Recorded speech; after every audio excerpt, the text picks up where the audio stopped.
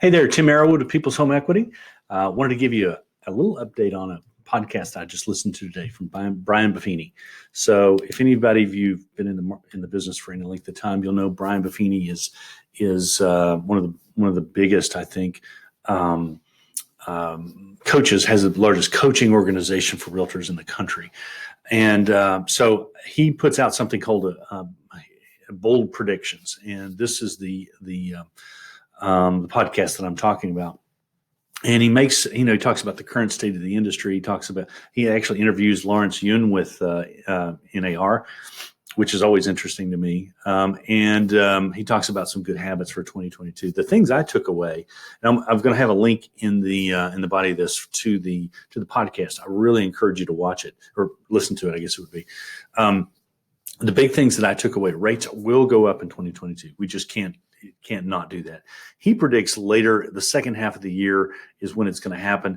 I saw some things today on the news that indicate that maybe it's a little sooner, but the big thing is it's going to go up. Now, I have talked to some other people that think that when we go up, we're looking at going up to, half to 3/4 of a point higher than where we are now. So if you're at 3.25, that might put you at 4. It might put you at 3.75, something like that. So, but they are going to go up. That's number one. Number two is inflation is going to have a big effect on the market.